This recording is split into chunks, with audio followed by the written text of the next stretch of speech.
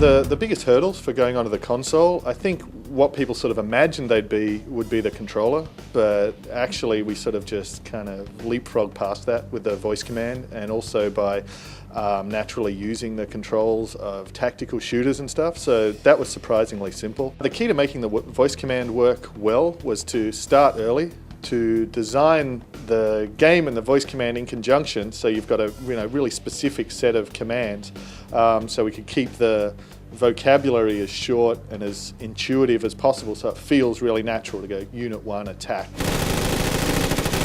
We had things like where we were, the difference in recognition between the word capture or the word secure, it's like 10% better on recognizing secure. So in the game, that's the word we use. So you've got to polish the vocabulary, the software, the game, and really design it all to work together.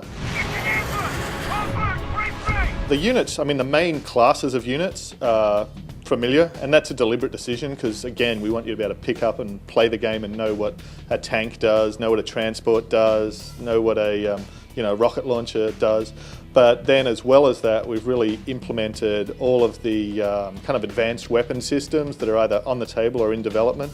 So there's exoskeletons, there's combat drones, there's tactical lasers, there's taser systems, there's kinetic energy rods from satellite weapons. So, nothing in it's sci-fi. Everything's either in a working prototype or actually on the battlefield now. But I think probably a lot of people don't even realise how sci-fi the battlefields of now are anyway. They're already using microwave weapons on the battlefield in Iraq. They're using remote combat drones that are being controlled by some guy in Nevada and are flying combat missions overseas. So, yeah, you really don't need to push the sci-fi to have futuristic weapons.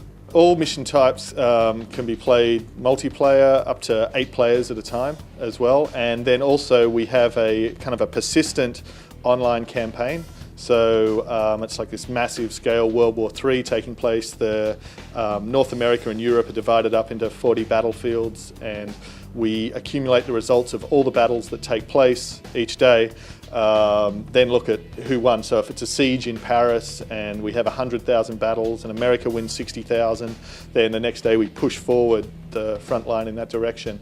And the other thing you can do in that multiplayer campaign is your army, your personal task force. So if it's the 102nd Airborne or whatever, you can upgrade those, keep the experience of your soldiers, customize your army. So it's really sort of an RPG type experience. And the other thing, because you've got your own personal army, your guys get their own experience, you might have the most kick-ass tank units or heavy armor units with the most upgrades. So you can bring your tanks into the battle. He might have the best special forces and the most upgraded infantry guys with the best snipers and stealth. So he might specialize in that and bring his guys to the battle as well.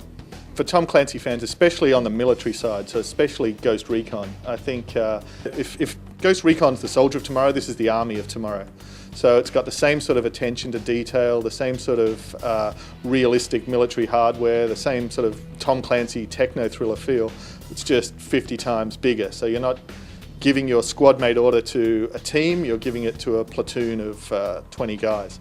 Or you're not having a tank in support, you've got a company of 4 tanks bearing down. So I think that's really our core audience, and our target audience for this game is Tom Clancy fans.